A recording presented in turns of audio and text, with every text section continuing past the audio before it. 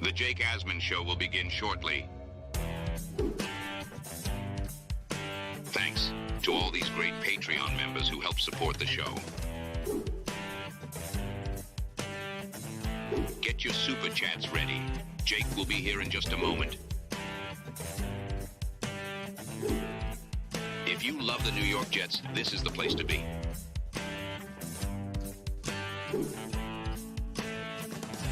And now, the Jake Asman Show. Will the Jets make a surprise cut or trade? Rich Cimini believes they will. He named names in his most recent episode of his Flight Deck podcast. So in today's Jake Asman Show, we will talk about the possibility of the Jets cutting or trading some of their notable players on the team. My guest is one of the great Jet content guys out there. Boy Green joins the show. A lot to talk about. So let's hit it and get it started. Man, our Jets are primed for a historic season.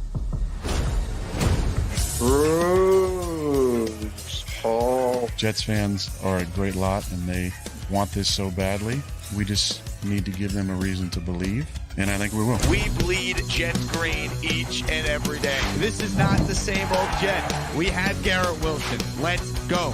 We have Bruce Hall. Please subscribe and hit the like button below. Super Chat, baby. Cut the line. We have Sauce Gardner. We have Quinnen Williams. The Jets bandwagon is loaded. Now it's time to talk all things New York Jets. It's the Jake Asman Show. Here we go, here on a Friday, second show on the day. If you missed the first show, I reacted to Sauce Gardner and Quincy Williams being named first team All-Pro. I wore the Quincy jersey earlier, so we're rocking the Sauce jersey to honor Sauce in the second show on the day. And joining me right now is one of the great Jet content guys out there, Paul Boy Green Esden Jr. Hello, Paul. What a freaking intro, Jake Asman. I got to watch my back, brother. You're coming for my geek. Oh, man, I'm thrilled to get you on. It's been a little bit. Obviously, you and I talk all the time, and I am a huge fan of what you do on social media, and obviously a big fan of your fight with Michael Nadia, which we will get into at some point because I got some thoughts and I got some questions for you involved in that.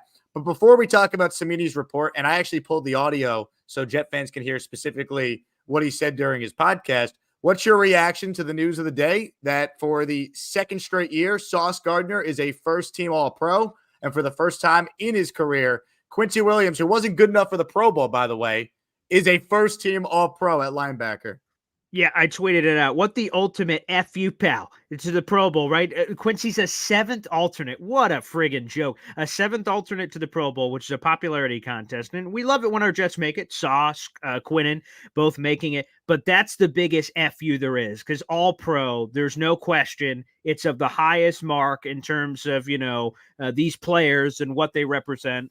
And, man, for him to get Quincy, first off, of course, to get All-Pro, first-team All-Pro, not just All-Pro, like All-Pro, first-team All-Pro, like numero uno, not seventh alternate in the Pro Bowl. I'm so excited for him. And how often have we been able to say this about Jets players? A Jets player signs an extension, and immediately they get the money like Muhammad Wilkerson, a total bust, flames out, disaster. The Jets, after signing Quincy Williams to a deal, may have one of the steals of the year. Here's a trivia question, Jake Asman. If you may know this or may not know this, if you had to guess right now, where does Quincy Williams stand in the highest paid linebackers in football right now? Ooh, it's a good question. I mean, he signed a deal, and it's now obviously well below market value. I doubt he's even in the top 10, to be honest. He's not in the top 20. He is the 22nd highest paid linebacker in football, according to Over the Cap, that 3-year, $18 million deal he signed. Do you think the Jets are feeling good about that one? So what an awesome story. Way to go, friggin' Quincy Williams. And, of course, Sauce maintaining that bar. So F the fans, F all the people. Sauce, Whitey, penalty. Suck it, pal. Sauce, second straight. I think they tweeted out from the AP. It's the first time in either the modern draft era or first time since the AFL-NFL merger they've been able to do that. Wow. I mean, come on. Revis? He had Revis kind of comparisons early on, and the fact he's been able to do this, spectacular. We're so lucky to have a guy of that magnitude. What a pillar.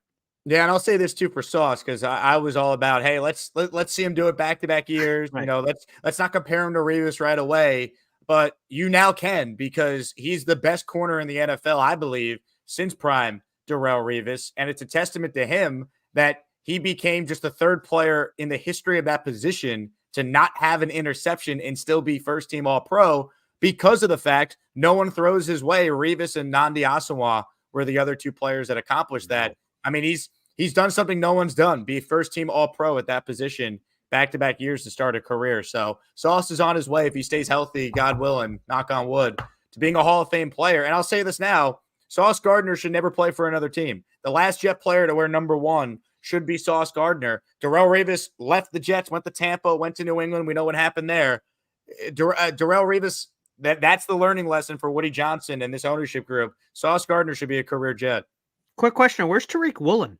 Did he get benched for Seattle this year? That was weird. I thought it was the New York media. I thought they were kind of hyping up a player, overrated. I heard some people say little grabby with the penalties. Tariq Woolen. Yikes! Seattle fans, suck it, pal. Losers. I love it. I love it. Still fighting with the Seahawks fans. So now that we got the news of the day out of the way, how about this from Rich Cimini, longtime Jets reporter for ESPN, on his podcast in an episode that was posted yesterday. This was Rich Cimini. So to set this up, he was going through the Jets offseason and potential moves they can make. And he noted how for them to make a lot of the moves the fans want them to make, they're going to need to generate some cap space with cuts, restructures. But he also threw this nugget out there that I don't think a whole lot of fans were expecting. I think there's going to be a surprise move this offseason, either a cut or a trade. And I'm not talking about the Zach Wilson trade because I think we consider that a foregone conclusion. But the Jets might have to trade one of their promising young players to try to get back, a draft capital or open up some cap room. And that's why I'm thinking of a guy like Michael Carter, really good slot corner. Want to keep him, of course, but maybe you could trade him for something, a draft pick that they could use. You hate to trade a guy on a team-friendly contract, but to get good things, you have to trade good things. What about a DJ Reed? Really outstanding corner in the prime of his career. I think they would want to keep Sauce Gardner for the long term, so maybe DJ Reed is a guy you think you could part with. Tough decisions ahead for the Jets, but these are tough decisions that have to be made just to create some flexibility along the way, because like I said, the cap squeeze is going to hit this year, and they have to get this offensive line fixed, because if they don't, man, you just don't want to relive another Aaron Rodgers nightmare.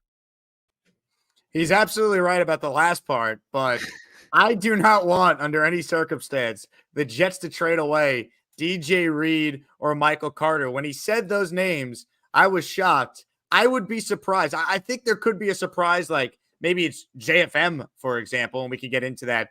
But man, under no circumstance in a win now season coming up, would you trade DJ Reed or Michael Carter? I think you look to extend them to try and create some cap space, not trade them. So I look, Cimini's obviously speculating. It's informed speculation. Take it however you want. But I hope to God it's not DJ Reed and Michael Carter. Your thoughts, Paul? Yeah, when I was listening to that in the car on the way to the radio station today. He said, one of their key young players, and all of a sudden I start looking up to the ceiling. I'm like, key young player, who in God's green earth could he be talking about? I'm like, Bryce Huff, maybe. He's a young guy. Like, okay. And then he mentions Michael Carter II. I almost drove off the road. I'm like, whoa, excuse me, what? And by the way, Michael Carter II is on cheap control. He was a 5th round pick. He's cheap right now. Why would I trade him for a draft pick, unless, again, Cimini's suggesting that eventually you're going to have to pay him to get ahead of it and then try to draft something that could replace. I love Rich. He's been covering the team for over 30 years. And I know he's polarizing among Jet fans for a lot of reasons, but absolutely not. I feel the way you did, Jake. You hit that on the back part of your question to me, is that I would extend Michael Carter II. I'd extend DJ Reed, because DJ Reed, I think his base salary is somewhere in the ballpark. We did a show this morning talking about trying to speculate who in God's green earth could Rich Cimini be talking about. So looking through the names of who could be cut or whatnot. And DJ Reed is like a $10.5 million base salary. What a great deal for DJ Reed. Another one where we talked about Quincy earlier. What a great, you signed into a contract and then you see the results. Are like, wow, phenomenal. DJ Reed, same thing. So for me, the thing I would be saying as a Jet guy is extend Michael Carter II, extend Michael Carter II, and of course DJ Reed, and then from that standpoint, all of a sudden you lower the cap number for this year, kick the can down the road, backload the deal to the future. Apparently, one of the other things Rich Cimini said on Flight Deck is apparently, what is that? So 2024, I guess it's 2026. Aaron Rodgers has like a $66 million bomb that's going to hit this Jets salary cap. And, at that point, I don't care about the future. So if we're all effed in a couple years anyway, then push the Michael Carter II stuff then, push the DJ Reed stuff then, and let's deal with the nuclear explosion that's going to happen. This is a win now roster right now. Michael Carter II is arguably the best slot corner in all of football. DJ Reed, who doesn't get the love because of Sauce, and I wish he did. Maybe on a different team he would. I think you got to extend those guys. I think you got to retain those guys because, to be honest, the Jets are about to lose any of the depth they have. Bryce Hall, who showed some spots this past season, he's going to be gone. He's a free agent. Who are you replacing DJ Reed with? Now all of a sudden we're playing around. We're messing around with the defense that's elite. You had Sauce getting a first-team All-Pro nod. You have Quincy getting a first-team All-Pro nod. I think you owe it to yourself. You owe it to Aaron Rodgers. You owe it to this fan base to bring this entire unit back together and try to add more to it. Bryce Huff, again, will be a conversation I'm sure we have here in the near future. But, you want to retain as much as possible and then ride the Aaron Rodgers thing out to see what it could be. So I couldn't disagree more. Again, informed speculation, whatever it is from Rich Cimini here as he's talking here on his podcast. But there is under no circumstance, there is no deal that can be slid across my desk where you can convince me that trading DJ Reed is a good option, that trading Michael Carter II is a good option. Again, JFM, maybe because of his salary and how it's all set up, maybe you have to trade him. That's what gives you the necessary cap space. You could save about $7 million with a cut. I don't know how it will work with a trade on how much money the other team takes, but there's no friggin' way that I'm trading Michael Carter II to DJ Reed. So hell no. Well, you're also just not saving that much cap space with a guy like Carter anyway, right? Like he's on his rookie deal. So to me, it's like you would trade these guys to get draft capital that then you would use to help fix the O-line maybe, or, you have more draft capital. So you pull off a Devontae trade and you still could, address some more needs in the draft. I don't see the path where you'd get rid of Reed and you'd get rid of Carter here. A surprise cut could be Mosley, and then maybe they bring him back at a lower number. Because I feel like at this point, CJ Mosley, who's going to be 31 or 32 next year, I forget, he's at a point in his career where he's made his money. He wants to win a ring. Him and Rodgers are really tight. I could see CJ Mosley taking a pay cut to make a run with Rodgers next year. We know Sal loves him. He's the captain of the team. The Jets have done right by him the last couple of years, right? He opted out. His contract told over after COVID. He's been their guy. I could see CJ Mosley taking less to stay, and that will help the Jets free up some money. The same way Rodgers gave back $35 million last year, so he had a lower cap hit than Zach Wilson on the team. Yeah, he's 31. He turns 32 during the summer. Coming up here in the next couple of months, he'll be 32 by the time the season gets here. Yeah, there's $11 million of meat on the bone if the Jets cut him. But again, I think he's an important piece to this puzzle. I think he got picked on a couple of times. Obviously, the Browns game jumps out from a coverage perspective when they got nitpicked or got picked apart, by David Njoku a couple of times. So he's not a perfect player by any means. But it's funny. I think, Jake, you were actually the one that tweeted this. I now remember CJ Mosley more for his Jets than his Ravens. He's been here long enough where that's where I'm remembering him. And maybe it's different for casual NFL fans. He is this leader for this team. And maybe you're right. Maybe he does take the Aaron Rodgers as the captain of the defense and Aaron Rodgers, captain of the offense. Let's chase this thing. He's bided his time. He's been around this team for a while, and he's been trying to churn this turnaround, and it hasn't happened yet. Now is the best time to do it. I think there can be a lot of selflessness, especially from CJ. He's a surprise guy that if you want to get cut or pay cut, Lakin is a guy that he has that $18 million cap charge, but $10 million dead cap hit. Does he take a straight up pay cut to help out the team? Again, he's been Mr. Availability. Best ability is being on that football field. So those are the kinds of guys I want to talk about. Not, to your point, Michael Carter II. I don't have the contract in front of me, but it was a 5th-round contract. What are we talking about here? Why are we moving, mountains for pebbles? That, to me, doesn't make any sense. And again, if they did that, I just think it would be an oversight by this New York Jets front office. You have arguably the best secondary in all of football. Why would you mess with that in an all-in year? That doesn't make sense. And I'll say this, Laken Tomlinson, I don't care if he wants to take a pay cut. Goodbye. He's not any good. Ooh, okay. He plays every game, Jake. He's not good.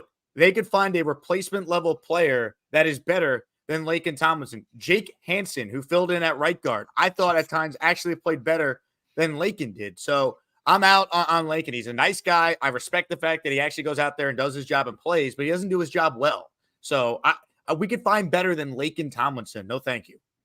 Yeah, I guess my only pushback there is, again, well, it's pushback with a caveat is, okay, let me ask you this, Jake. How many positions, let's put Laken aside for a second. How many openings are there on the starting offensive line for the New York Jets heading into 2024 right now, not counting Laken? So I'm putting I'm putting AVT at right tackle. That's my Okay. big thing. I think it's easier for the Jets to find a tackle in the draft and one in free agency than have to find two tackles. So I like the fact of knowing I have AVT at right tackle, so I could kind of figure out everything from there.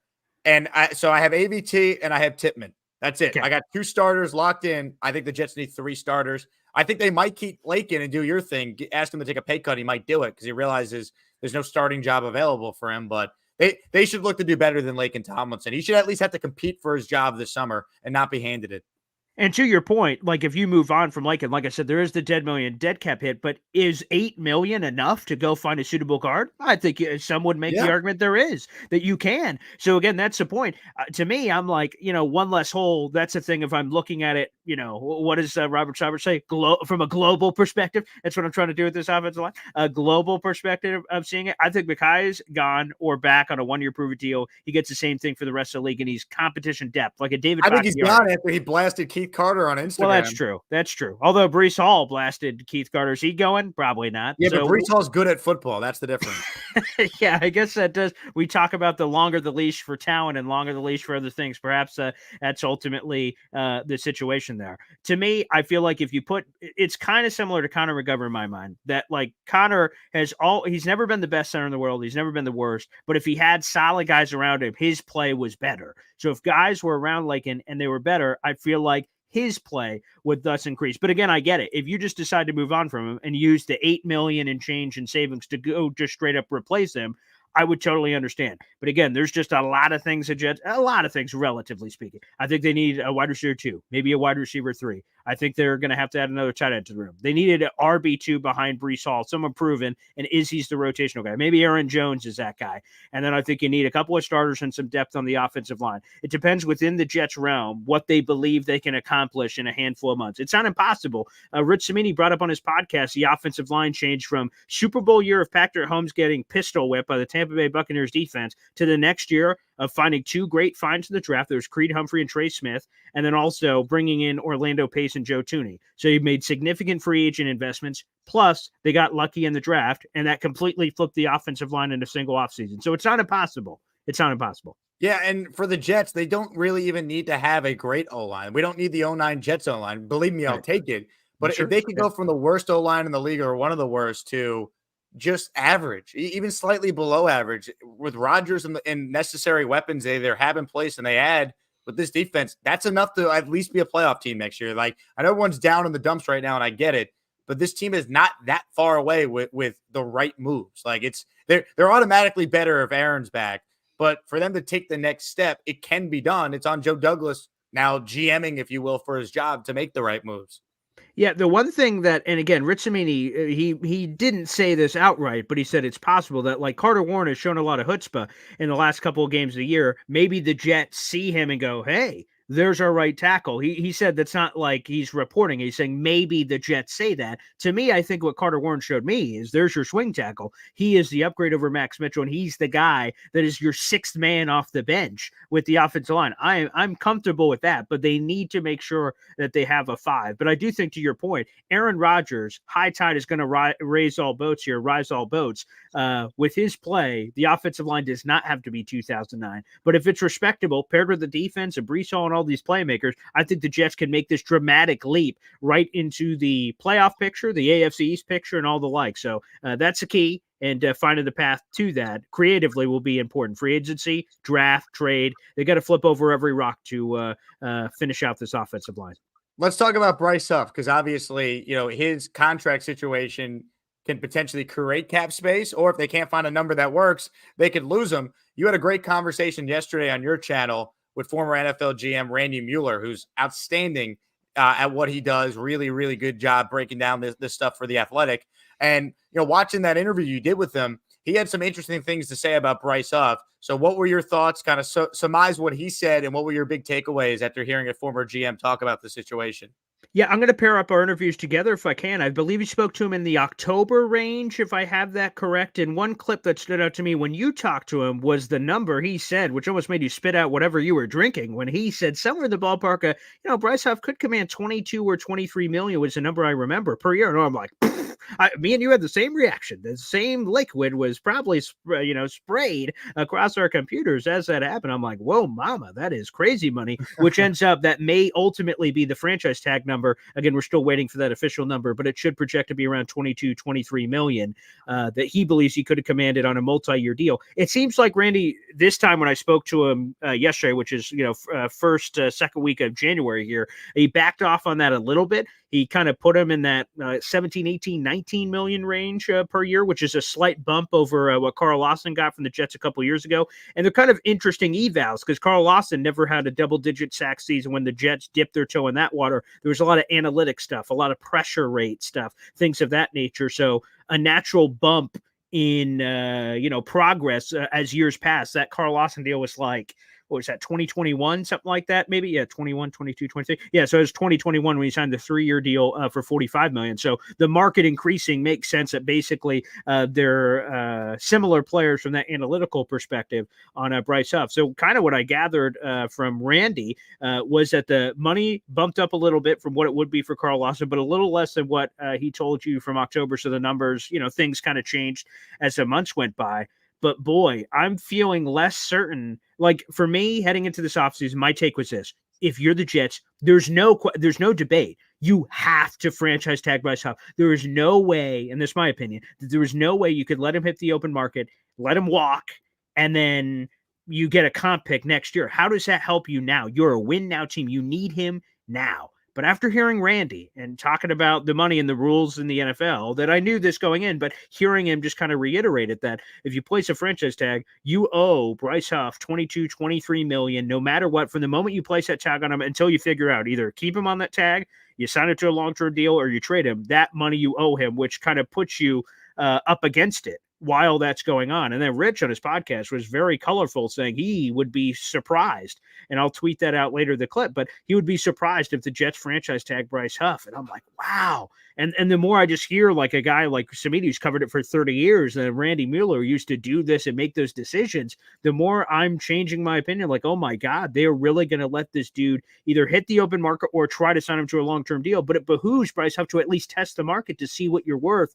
The more I think about it, the more I think we're going to lose him, and then we're just going to have to accept the fact that Will McDonald is going to be the one chosen to replace him, which is a major bummer when you have a guy that you developed, that you brushed off. He was undrafted free agent. You dusted off this diamond in the rough, and you've turned him into this pass rusher that had double-digit sacks this year, and the fact that it sounds like, by all those chatting, that they could lose him for nothing. That pisses me off, quite frankly. Well, that's why I think, to Cimini's, speculation on a surprise cut or trade, what if it's JFM as a mechanism to keep Bryce Huff? Yeah, well, then that's the gamble. I think Connor Rodgers talked about this on the Badlands podcast that, if you do something like that with JFM, trade him, cut him, whatever, like that gives you the money for Bryce Huff. But what you're doing with that is JFM, to me, is a floor play. I don't think he's ever going to lead the leagues in sacks or anything, but he's versatile. He's a solid team guy, and he just provides a nice floor, 50 pressures a year. He's just going to be a solid guy for you from that perspective. But by giving up on the floor for the potential of the, Bryce Huff in this case, you're not only expecting Bryce Huff to do all the awesome stuff he just did, but to take another level. Because in theory, in 2024, the Jets are playing with a lot of leads. Aaron Rodgers is there. If he got 10 sacks on this Jets team that barely held any leads all year, 15 sacks, 17 sacks, what's possible, Bryce Huff? That's the gamble for the New York Jets that they have to decide, because there's a chance that Bryce Huff regresses, that he does not become the full 3-down player, that he's not good against the run. Those things are all possible within the realm of possibility, and then you F yourself. But for me, you risk it to get the biscuit. I want the upside of a pass rush. I want the upside of playing with leads and having guys that are just dogs and can get after it. I think what Will McDonald and Bryce Huff provide this Jets defensive line is different. It's like having a bullpen, and you having a guy that brings a little different juice to the rotation. That's how I see Bryce Huff. That's how I see Will McDonald. They pair very nicely like a Jermaine Johnson, who's an uber power player. I think they bring, a curveball to a fastball to kind of giving a full complement to this Jets pass rush. So that's why I think it's very important to keep guys like that. So now looking at like possible moves as we've kind of set the table here, I'm going to assume Zach Wilson's traded at some point. Maybe they have to eat some of the money because no team wants to take him on for $5.5 million as their backup. But I think he's gone. I would release CJ Uzama. I think they will. With a post-June 1 designation, they could save $8 million. And Laken Tomlinson, post-June 1 designation, they save $13 million. I mean, those moves right there, boom, I just created, 26, maybe plus 5, like $31 million in cap space with those three moves. So it's why, once again, the cap is not real. It's fake. It's like the Subway $5 footlong. It's a figment of your imagination. And no, I don't want to hear any excuses from the front office. Oh, we tried to do this, but we couldn't. Like what happened at the deadline when they leaked it to everyone that they tried to get Evans or Devontae. Like, no excuse for this general manager. Get it done or you're getting fired next year if this team fails. By the way, I was so disappointed. I went to Subway the other day, and I went to go get a $5 footlong. It was like $14. I'm like, what the hell? Screw you, Jared, you bastard, on the prices and the children, apparently. But the fact of the matter is, you know what, is that ultimately you're right, that the cap is a myth. The Saints have proved that they've been the poster child for, making the cap to be whatever you want it to be. So there is money to be made. And even in all those moves you just said, where it creates insert amount of money, 30 million on top of the 12 to 16 to 17, depending on which book you prefer to use to judge the Jets' current cap space situation. So it's in between 12 and 17, depending on those books, plus the 30 million made. You didn't even mention CJ Mosley yet on a part of that immediate thing you just said. And that's another 11 million if you straight up cut. And if you just go Mosley, buddy, we love you. But if you really want to help us turn it around, help us help you. And let's go chase this chip. I think that there can be a conversation, whether it's Rodgers convincing these guys or Saleh or this room to say, guys, if we all put a little bit in, right? It's like the charity thing they say, if everyone gives $1, then we'll save all these children's lives. If everyone just gives a little bit of meat on the bone here, then we can make an aggressive push to add anything we want. I think that's a compelling case for this team because of how hungry they are. And think about, absence makes the heart grow fonder. We all wanted Aaron Rodgers. We got all the way there to the cusp, and then it got taken away from us. So I think that's really going to make a build as we go through this offseason for the players and fans alike to say, I'm willing to do whatever it takes to extra make sure that we go all in for this. If you want more cap space, this is according to JetsXFactor.com, which, by the way, if you missed the announcement earlier, Jet fans, Robbie Sabo every Tuesday throughout the offseason will be a weekly on this channel. So be on the lookout for that. But Robbie's website has the following restructures the Jets could make to save cap space. Alan Lazard, $13.21 million in savings. Tyler Conklin, $3.74 million in savings. Quinnen Williams, $10.62 million in savings. Quincy Williams, $3.66 million in savings. DJ Reed, $7.53 million in savings. John Franklin Myers, if they don't cut him, they could restructure, potentially save up to $9.73 million. And then you mentioned Mosley, it's almost $11 million. So there's moves to be made, people. They have money to get a stud receiver and still adequately address the offensive line with some additions. That's why I don't want to hear any excuses, Paul. Either this team's in the playoffs next year or everyone's got to go. Yeah, and I don't care what happens. Even if injuries befall this team, I don't care. The line is the line. There's no excuses, especially when you heard Mike Tannenbaum joined Rich Cimini on that podcast. He said a lot of the things I was thinking. Cleveland lost its two starting tackles. They lost Nick freaking Chubb in like week 2. They lost their quarterback. They played with 5 quarterbacks this year.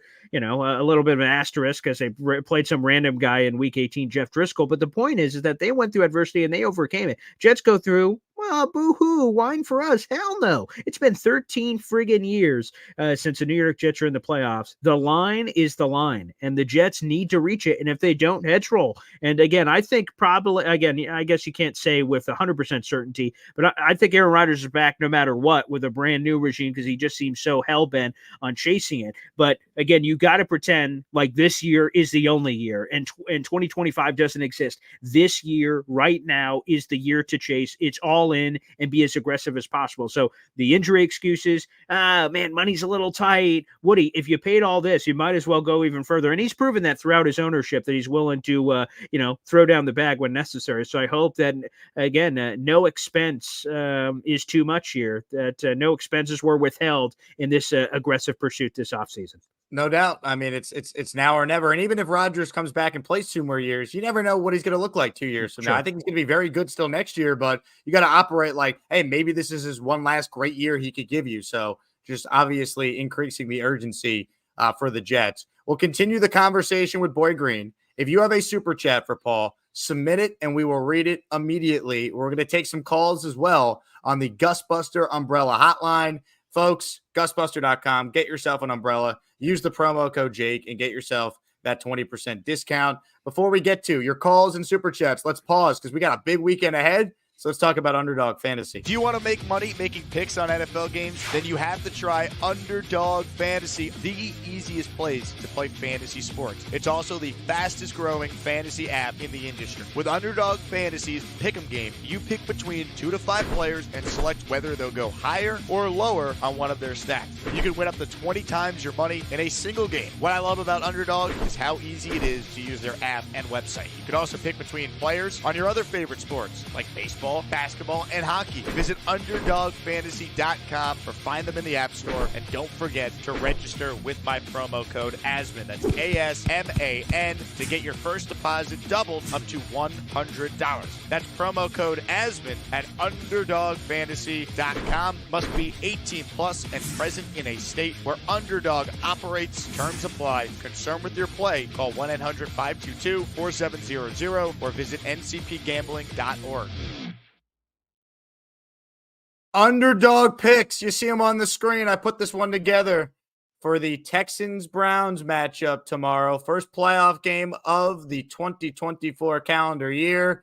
5 picks, $20 to win nearly $300. Higher on David Njoku's receiving yards. Lower on C.J. Stroud's passing yards. Higher on Amari Cooper's receiving yards. Higher on Nico Collins' receptions. Higher on Joe Flacco's passing yards. You see it on the screen. If you're on Patreon/Discord, I'll post it there as well. My first official Underdog pick for the playoffs. The slip for the game tomorrow at 4:30 Eastern. There you see it on the screen. Get to Underdog. Download the app. Promo code ASMAN. Get the deposit match up to $100 to UnderdogFantasy.com. Underdog Fantasy, the app. Do it, people. You're going to have a lot of fun, and we'll enjoy the playoffs that much more. Boy Green, are you ready for some super chats? That I am. Also, I think David Njoku had that on the first play against the Jets. So thankfully he's not playing against the Jets this weekend. There you go. There you go. So earlier I did a show, and at the end of the show, a bunch of people submitted super chats I didn't see. So I've screenshotted the super chats from the previous show so I can answer them accordingly. Now, I did the VR one, but I'll do it again. Would you trade Bryce Huff for David Bakhtiari? No, Okay. I wouldn't. That was my reaction as well. Love you, VR. Big fellow wrote in, Gerard Mayo does not scare me in the least. Your thoughts on the Patriots hiring Gerard Mayo to replace Bill Belichick?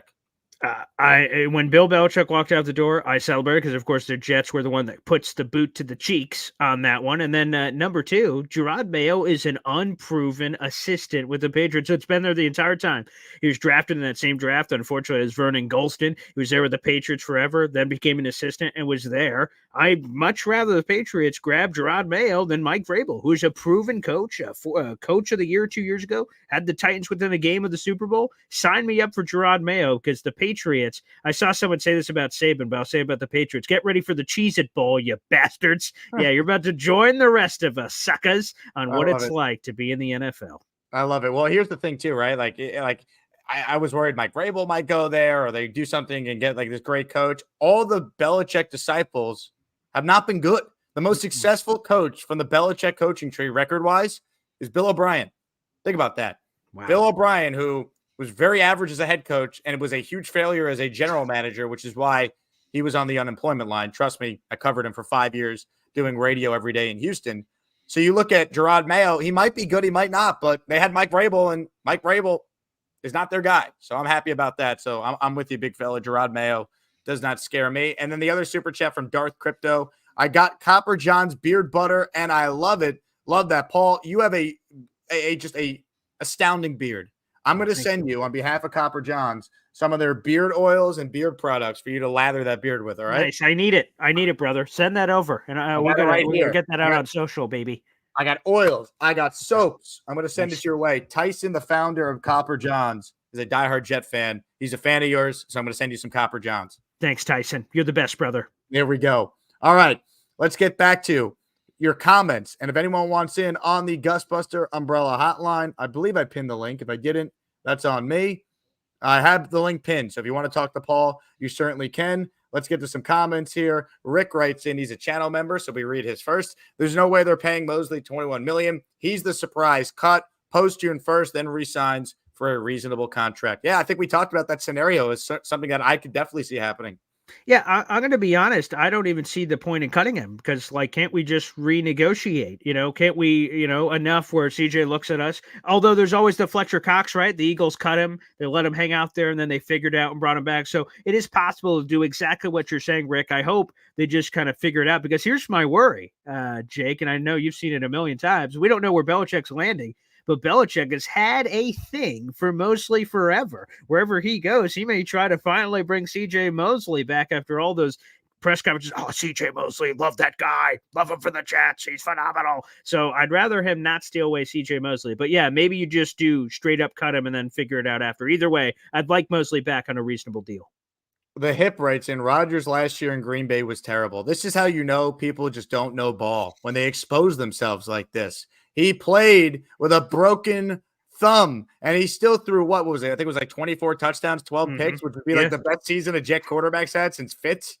Yeah, come on. The Hip deserves to get to the shadow realm with him, his family, his sons, his children, his entire family name deserves to go to the shadow realm for this. Again, busted thumb, and the team around him sucked. So no, I'm all aboard Aaron Rodgers. He won MVPs in 2 of the last 3 years prior to this year of being hurt. I'm all aboard Aaron Rodgers being the same magical guy he was in Green Bay. I like it. All right, so you want him in the shadow realm? I mean, look, who am I to oppose such a great suggestion? See ya, the Hip. Into the shadow realm you go. Aaron Rodgers being voted the most inspirational Jet by his teammates is legit one of the saddest things I've ever heard.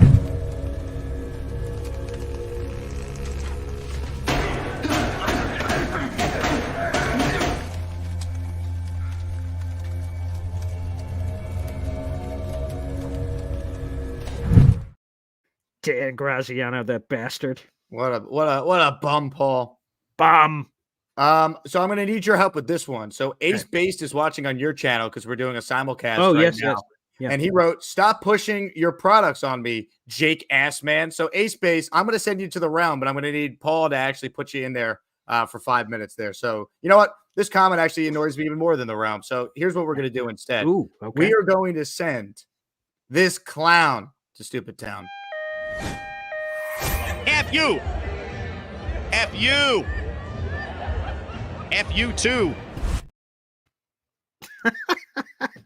Michael Clemens is one of my favorites. That's it. See ya, pal. See ya, clown.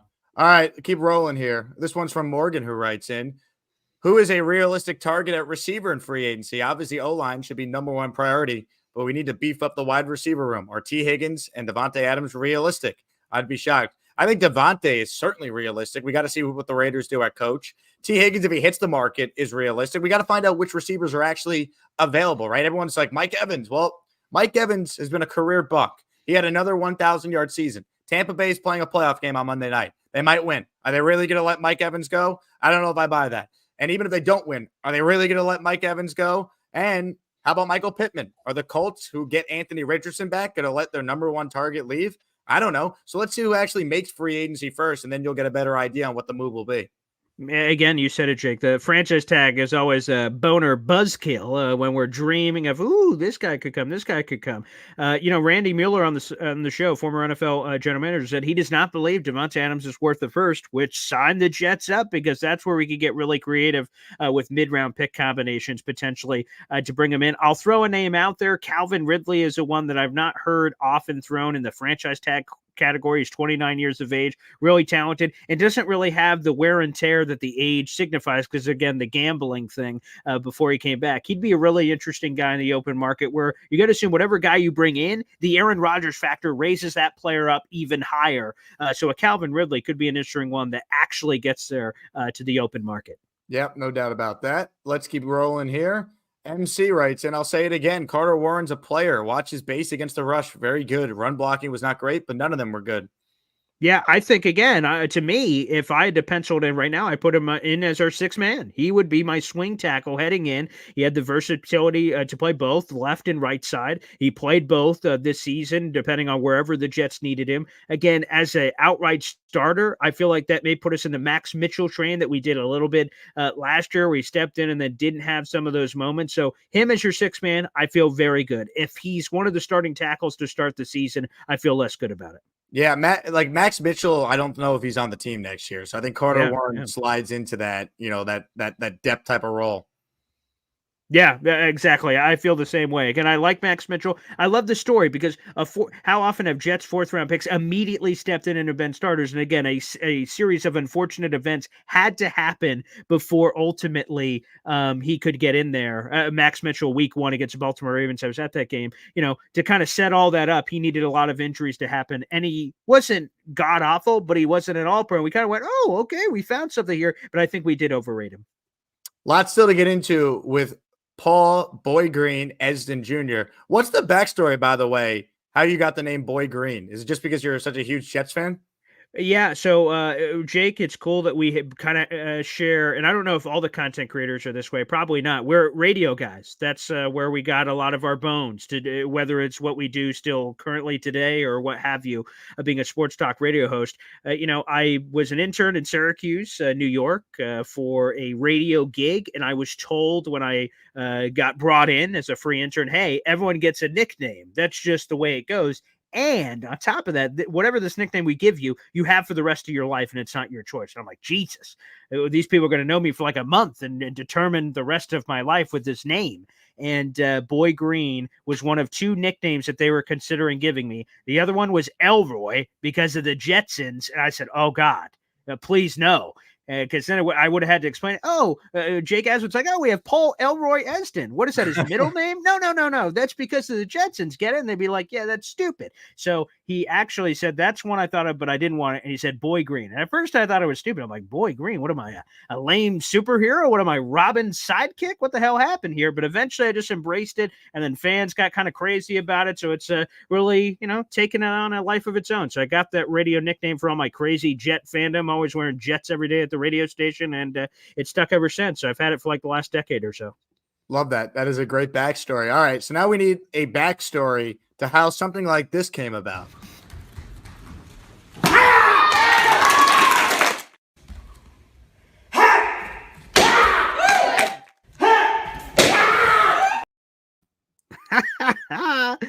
Oh my God, it was so funny. So the Nania Boy Green beef, the Brutus beefcake.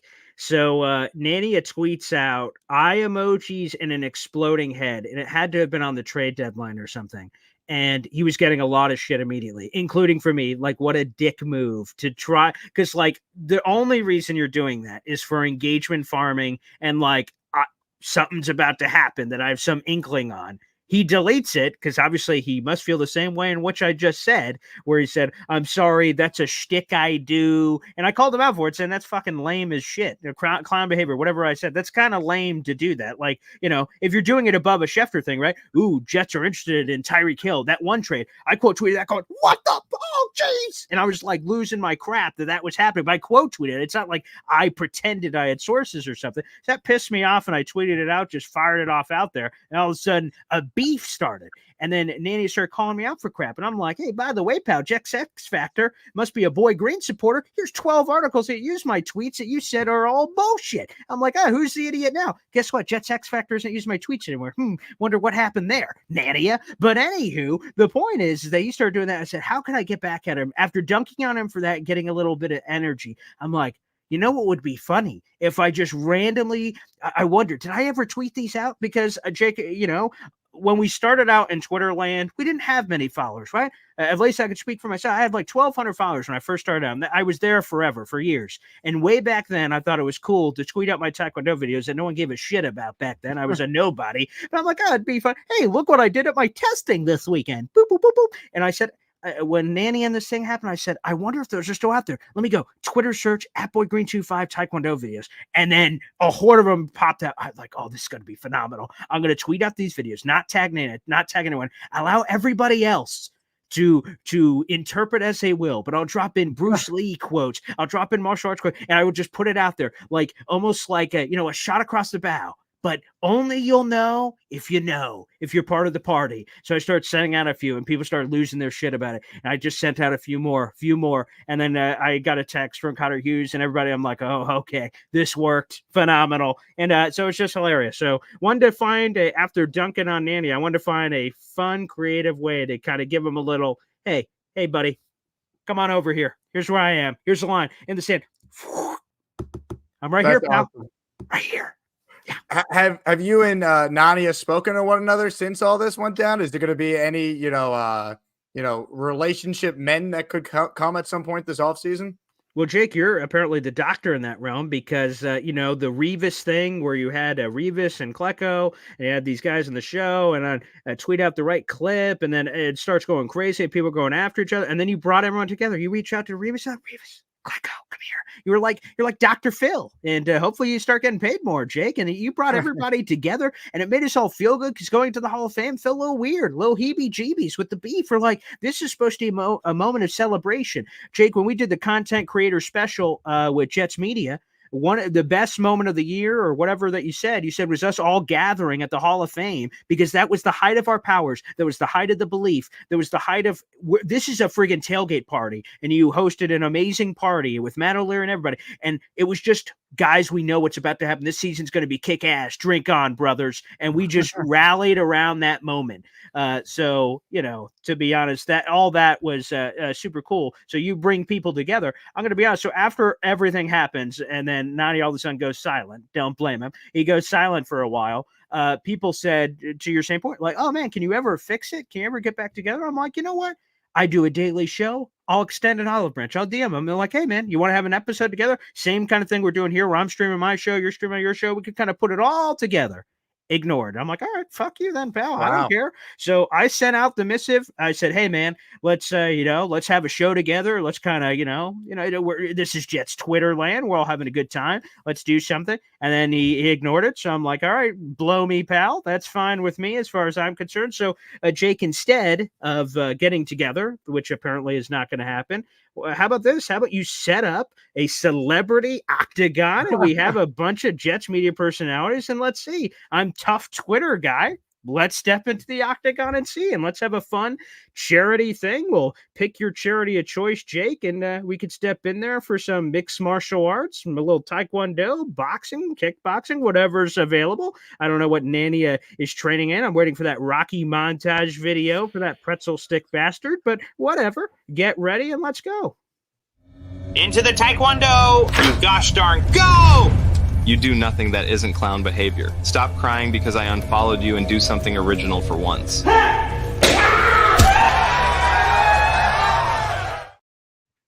I'm ready to commentate that fight. So whatever you guys want. Let's go. In fact, Gator.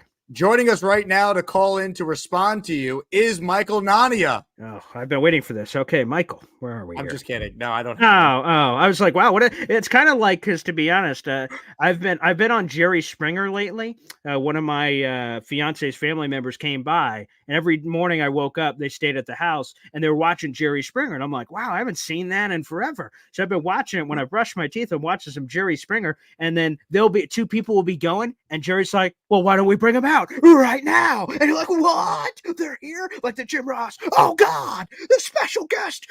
Unbelievable interference. And that's what I thought you were bringing Nanny in. I was about to say, wow, Jake, I wouldn't put it past you. You're a brilliant man. I do like to, match make, battles on the show. We have caller fights all the time. So I'm going to put the Gustbuster hotline link once again in the comments. So Nadia, if you're out there, please feel free to call in. Got more questions for you, but this is a super chat from Phil who writes, and hopefully the Jets come to the UK next year, get all the Jets content creators over for a massive meetup.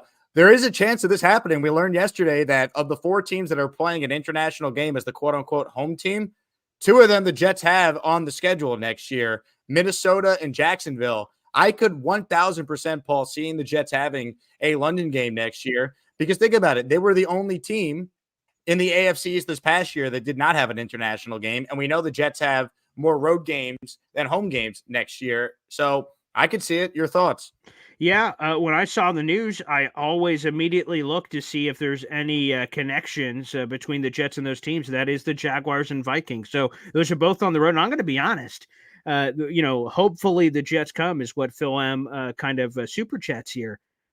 I know it's an entertainment show. Aaron Rodgers, the chance to get him over. I'm going to be honest, with the Jets having 2 whacks of pinata here, I would say it's extremely likely, quite frankly, that they put him on that kind of platform. And that wouldn't count as a primetime game, so they could get pretty creative. Normally it's a 5-game primetime window maximum, but there's creativity to get around it. The 6th being the Black Friday game this past year. That could happen again. I've heard the Jets are interested in hosting that annually, kind of like, Thanksgiving Lions, Cowboys, the Jets could host that annually. I've heard that the Jets team is interested in that. I wouldn't blame Woody for that. And plus for this London opportunity, man, the Jets could have, 5, 6, they could have 7 primetime or standalone games rather, with the Black Friday, the London game, which would be 9:30, plus the normal primetime games of Sunday Night Football, Monday Night Football. Everyone's going to be interested in the Aaron Rodgers return. ESPN lost their crap when they won the rights, when they won the bid for Jets Bills week 1, and everyone's going to be all over it coming up in May. So Phil, get ready, because I believe 100% it's coming. I don't think it'll be both. I know some teams like Jacksonville had back-to-back London games. I don't think the Jets are getting both, but I think they're definitely getting one. I'd feel very confident about that. Yeah, look, sign me up. I think it'd be awesome. And I wanted to go in 2015. I couldn't. This year, schedule allows. I mean, that's a trip I would love to make, no doubt. Tales from an Asphalt Jockey says, trade Rodgers, which another one of those comments that just makes you laugh because of how stupid it actually is. They thought by bringing Aaron Rodgers in, that would make things better. It has made things worse. Lavernius.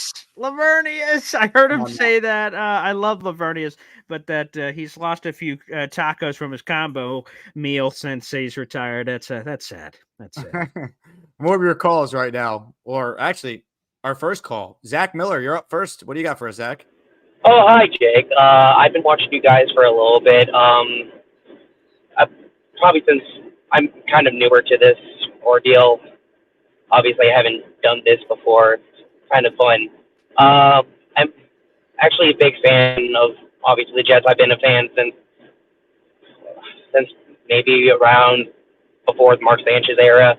I just have a question. My main question has to do with how do you see everything going on with the next year? Obviously, Aaron Rodgers is going to be back, all that whole scenario. Do you have faith in just because you know how this year went with Aaron Rodgers going down 4 snaps in the season? I'm just really nervous about the whole situation with going into next year. How do you feel like it's going to go next year? Appreciate the call, Zach. Look, I try to be optimistic when I can. At some point, that optimism, I'm sure, will return. I have major questions with the GM and the coach. I still do believe in a lot of the talent on the team, though. And like today, it's reaffirmed when Sauce Gardner and Quincy Williams are first-team All-Pro. We saw what Reese did this year and Garrett did this year. Like it's not impossible for this team to be very, very good next year.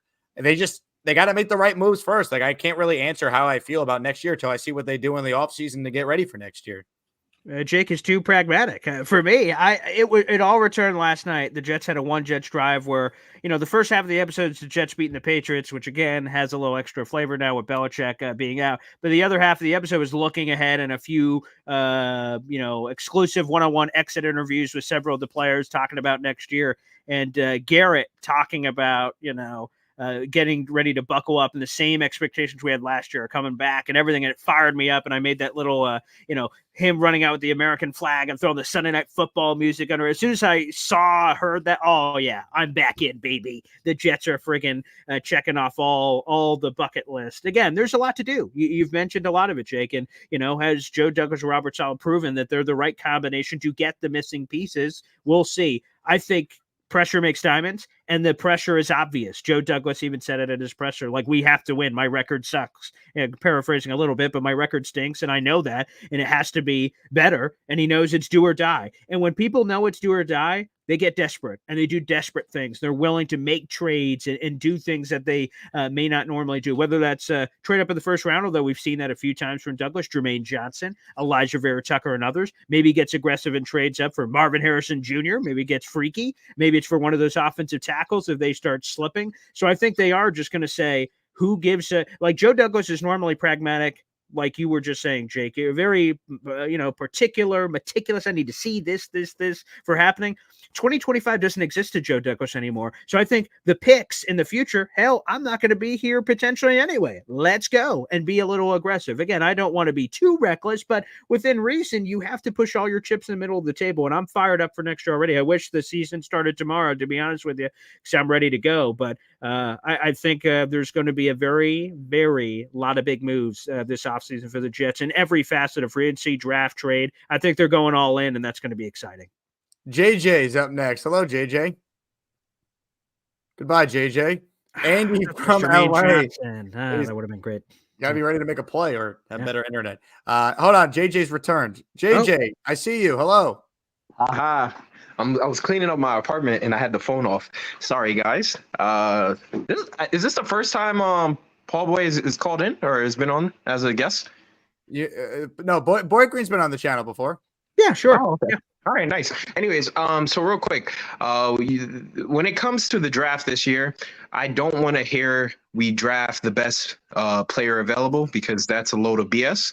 I'm still pissed off about the Will McDonald pick to this day. I think that if you drafted Will McDonald to replace Bryce Huff, that's like idiotic to me. Why would that makes absolutely no sense, especially at the current state that we were last year. We went into last year knowing that we needed tackles. How did we put faith in Dwayne Brown and Mekhi Becton and Billy Turner and all these guys? Like, it makes absolutely no sense. There's only one thing that we can do other than draft the tackle that I'll be okay with, and that's trade up to get Marvin Harrison Jr. Other than that, it has to be tackle or nothing else in these drafts. If they pick a defensive player, I swear, I don't care who it is. I swear, I don't know what I'm going to do, but we can't keep doing the same thing over and over again. And besides Garrett Wilson, when was the last time we ever drafted an offensive player in the first round? I think we'd have to go all the way back to Mike Tannenbaum with Nick Mangold.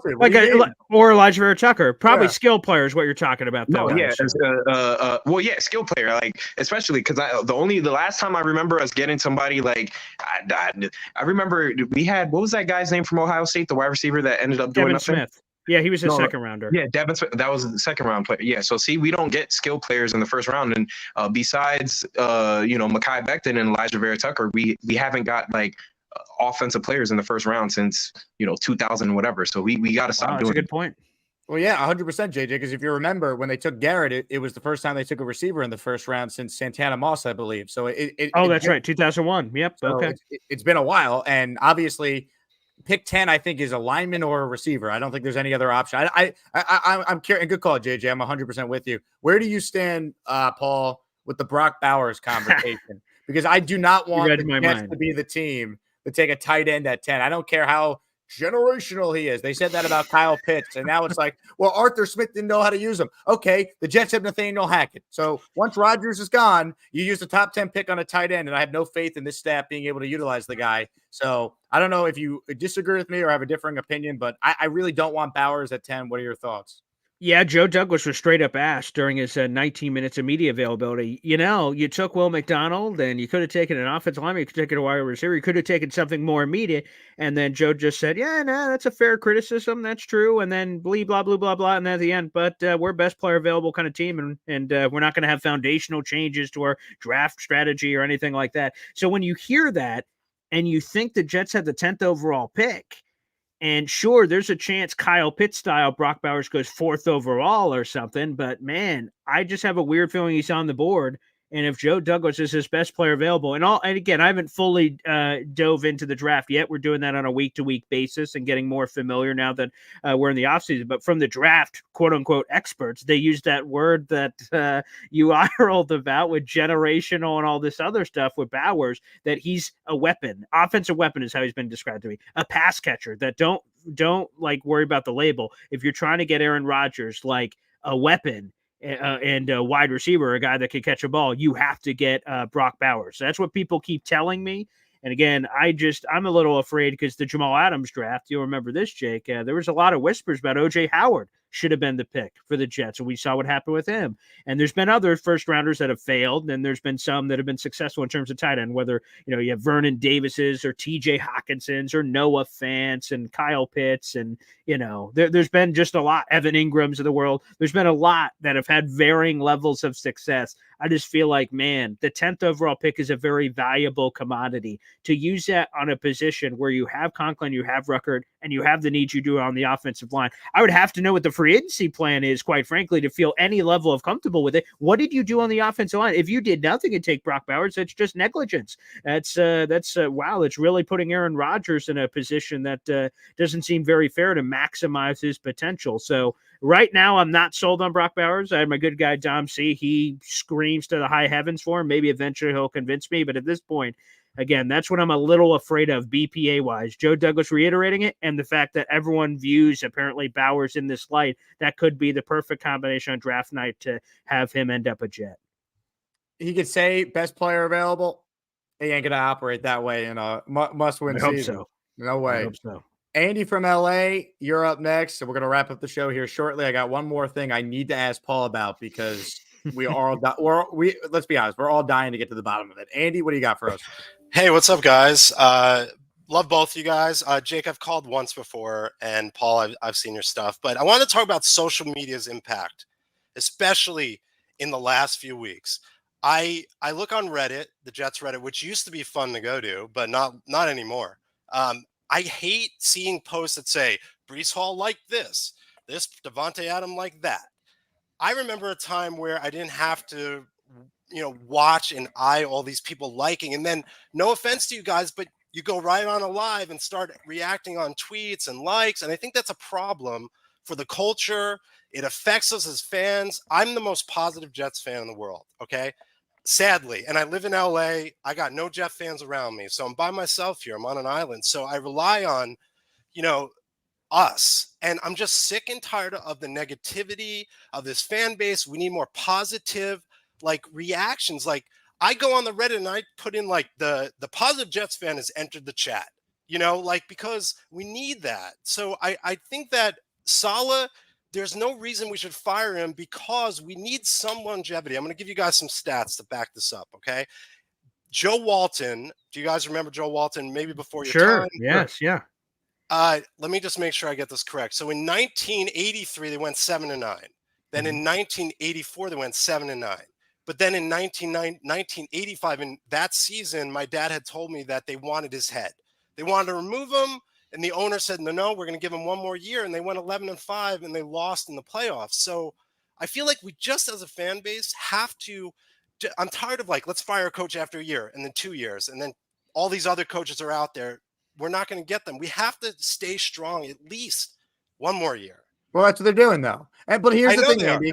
I respect your positivity, but we got to call a spade or spade, right? This team has the longest playoff drought in North American sports. They've won one Super Bowl, and it was 55 years ago today. There has not been a whole lot of reasons to be positive. We could find them, and I think I try to be more positive than most on this channel, but I'm also going to be realistic. This season was an embarrassment, and it should not have happened the way it did. The GM dropped the ball, and I have major questions about this head coach. And I think that's fair to be critical while still also realizing this is a damn good roster. And if Aaron Rodgers is back, they have absolutely an opportunity to be a damn good team next year. And I would push back on the social media stuff because some of the stuff you mentioned, sure, the Keith Carter stuff, which I'm sure is some of what you're mentioning, Brees Hall, the eye emojis, Mekhi Becton's comment, but Garrett I would also Wilson stuff too. Yeah, of course, yeah, right. And some of that's looks bad, but I think there's also positivity, like the Devontae Adams liking the tweet. I lose my crap, and people say I go too over the top. To me, that's positivity. That's the speculation. I love rallying the troops, so to speak, whether they agree or disagree, because there's a lot of Jet fans that don't want Devontae for what it'll cost and all these things, and maybe he's over the hill and all that stuff. I disagree with that. But like, to me, that's rallying and using these social media portals. I don't think we're just echo chambers from that perspective, but it's content. And as content creators, it's me and Jake's job, quite frankly, when Jets relevant news of players liking things or reacting to things, that's 2024. Now, you may hate it, and some Jet fans do, that we're like, these are things. Hell, Rich Cimini even had to mention on his podcast about the Keith Carter stuff, about liking Instagram comments and this, and he just said, hey, it's the day and the age. It is what it is, and that's part of what they have to, report on and react to. I get it. And look, I'm also a Jet creator. I run the New York Football Jets TikTok account, which is a nostalgia account. And I post the good, the bad, and the ugly, from the butt fumble to, us being the Patriots in the division round of the playoffs. So why are you posting the ugly? I thought you want the positivity. But our history is, I mean, as a general fan, the modern, experience, yes, but our history is important. Like there's the Heidi Bowl, there's this, there's that. I think it's important to acknowledge that this ugly existed, but I'm just talking about it as a fan in the current times. I just want to get some positivity there. So I do lives and I try to be as positive as I can. Like I'm trying to do more. But can I self-promote? It's New York Football Jets on TikTok. All nostalgia. That's basically it. And I love you guys. No hate or anything. It's sad that, like, I grew up in the 90s in high school, and all I had to do was open a newspaper and read articles, and there wasn't a lot of this internal things that you're just, like, kind of trying to understand, like, what's going on internally. We don't know if Keith Carter, he might be appreciated internally. We have no idea. And look, Andy, here's the bottom line. If they win, there's positivity. It's the Jets. If Rodgers is good next year, and this team is the team we thought we were getting this year, none of this matters. It's all going to be positive. This fan base is ready. I'll repeat a line I've used 1,000 times on this channel. The Jet organization does not deserve the Jet fan base, because despite how bad the Jets have been, there are 520 of you watching right now a video about the Jets offseason, which started 4 days ago on January 12th. Like, this is an unbelievable fan base. The positivity will be there when the wins start happening. That's the bottom line. That's a very fair way to put it. And like I said, I would claim, apparently I have to battle it out with Andy. Appreciate the headset professional setup there. But, I claim to be, self-proclaimed, of course, the most optimistic Jets fan on the planet. And I was just singing the sweet praise of, hey, I could see this team doing all the wonderful things of, making the playoffs. Aaron Rodgers talking about winning the division and those things. I haven't seen that since 2002. Making the playoffs, we haven't seen that since the year 2011, but the season of 2010. I'm optimistic and positive about what we could see. But again, at the end of the day, it's our jobs as content creators to report on the Keith Carter stuff, to react to some of the stuff as well. So it's part of the job, part of the gig. You get good, bad, and ugly. Good, bad, ugly, which is a perfect segue to some of the ugliness we experienced with the Jets. Now, I go live after pretty much every Jets game within, 15, 30 minutes max, unless I'm at the game, then it's a little different. Mm-hmm. I know you go live about 2 hours after, though, every Jet game on your channel. So I want to play a clip and get your thoughts on what exactly kind of transpired here. I don't really know like how else to, necessarily word this, but anyway, I think I have appropriately set the scene. And now, Paul, without further ado, I would like to find, where'd the clip go? Damn it. Hold on.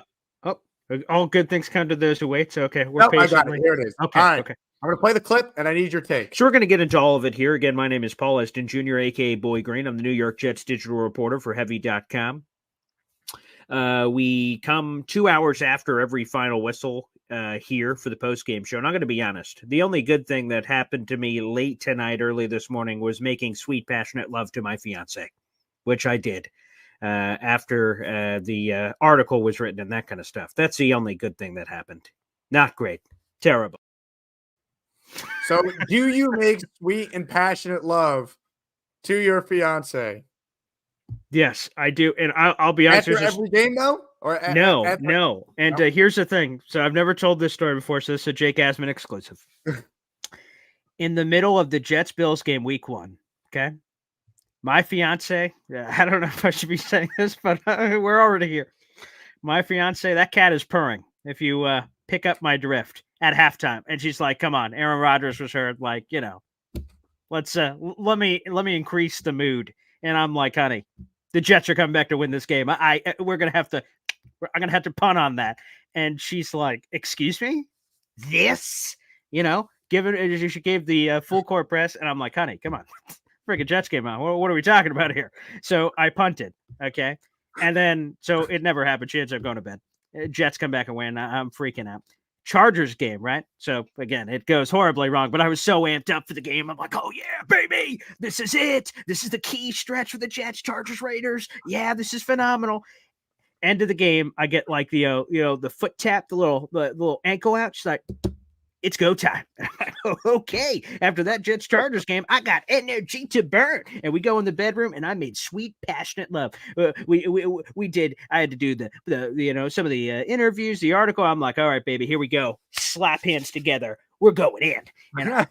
And I handled my business. Had about an hour's worth of lovemaking time, and then booyah, came up for the post game show, and it just kind of happened. I'm like, "Hey," and my hair's disheveled, right? My hat's kind of all over the place. I'm normally all organized and whatnot, and boots were banged, baby, and so was my fiance. We went in.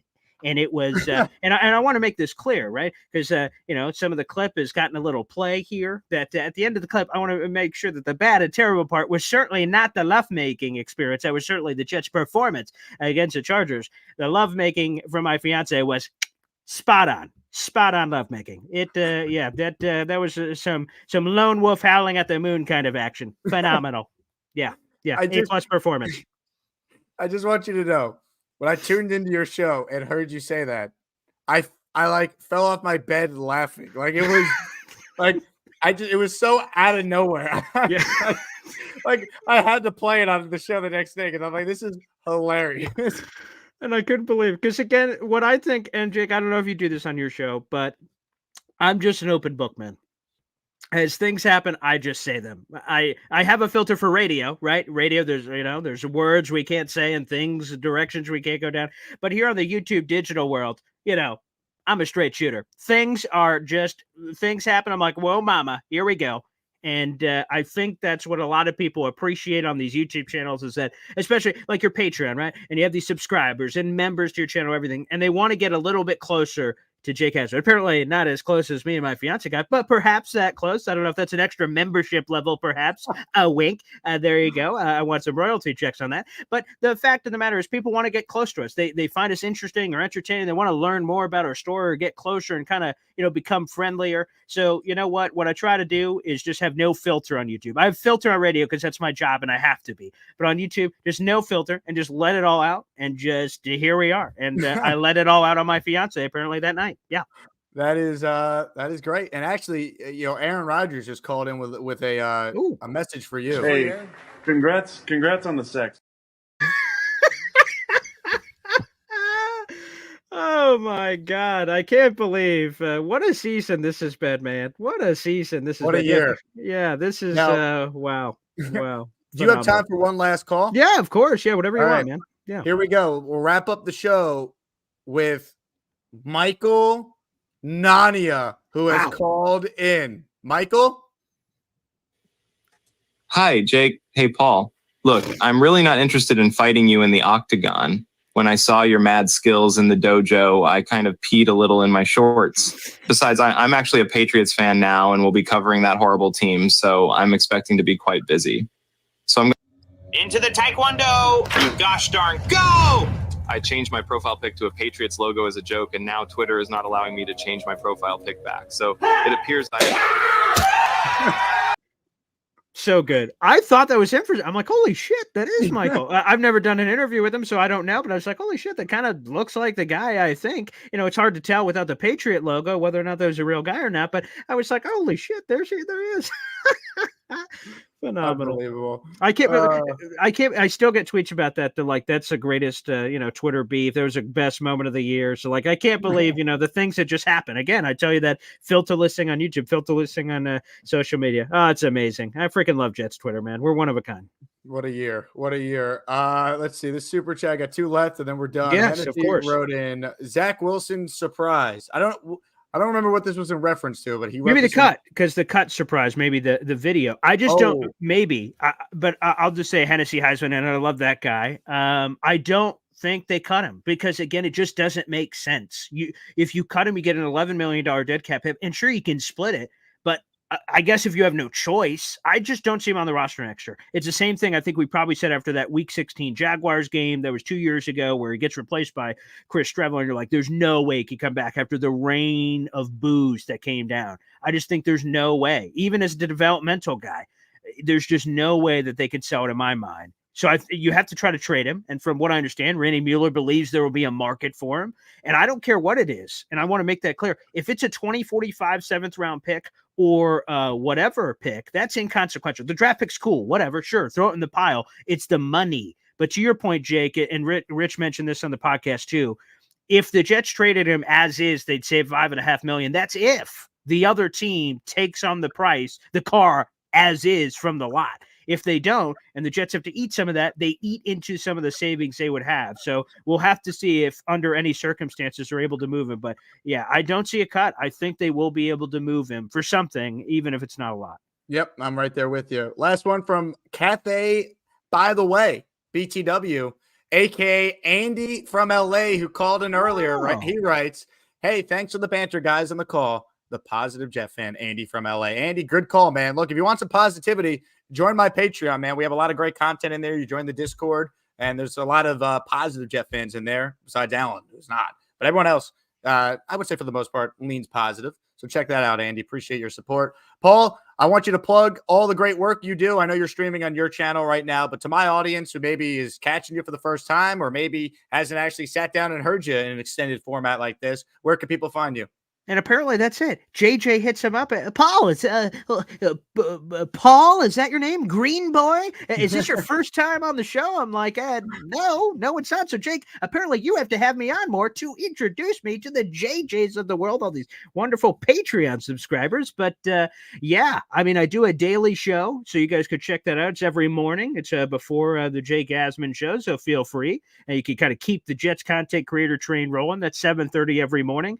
We had an interview with Randy Mueller, the former NFL GM, yesterday. I've been speaking with Ashton Davis. He's finishing up some end of season stuff. We're supposed to have him on the show for the first time ever, and I've been a massive Ashton fan since the draft. So to see one of your guys that maybe didn't work out initially, and then you stuck by him the whole time, and now he's kind of has the air up, that's awesome. And we've been talking to a few other Jet players who will be both first time on the show and some multiple time guys finally getting on the show. So I'm super excited about that. So a little flavor of everything, everybody. Live shows, cool interviews like Jake, and getting some of these guys on. And a shout out to you, Jake, because you tweeted this earlier. I retweeted it. 55 years ago today that the Jets won the Super Bowl. And for you to have the amazing interviews, you've done many with Joe Namath, but man, some of the video interviews you've done with him have been special. So much, it meant a lot to me. So I got to retweet that because it's so cool. Joe Namath is still Broadway Joe Cool. You have a lot of awesome guests on your show, man. So yeah, that's basically the flavor, baby. So hopefully you guys can get a chance to check it out on youtube.com/boygreen25. Absolutely. Check it out. Paul is live every day. He's got great guests, as he mentioned, and he does a great job covering this team on social media and heavy.com as well. King Lowski fired off a super chat calling you a legend, Paul Boy Green. So there you go. You got the king on your side.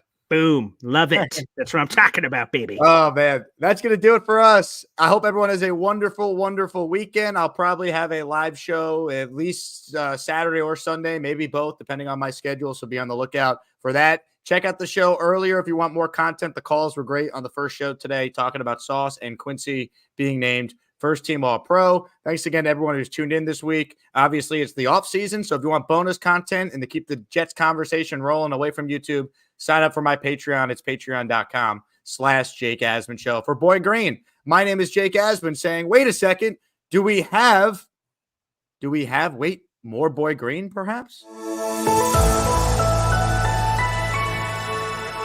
Joining us right now is a very special guest. We know him as Paul Boy Green Esden Jr.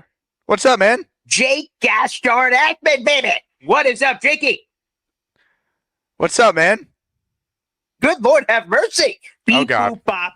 Whoa, this Gumby-like body for the friggin' New York Here we Jets. go. That basketball in there, a little, I'm just going to be like, yeah. Well, chutzpah, you know what I'm talking about? Not too shabby. Yes, things grow stale. What the hell? And the crowd goes, what? Little shish kebab, a little, hey, how you doing? That horse was galloping in the open prairie. Tasty. This team's hyped, by the way. Ooh, I feel like I'm on crazy pills. Like, so, champ, Jets are idiots. See, I told you. Shut up, people. But I don't even, pelvic thrust. Multiple. Take care, everybody. Zoinks. I'm gonna lose my gosh darn bananas. I was not expecting AI Boy Green to be making an appearance. Hey, congrats on the sex.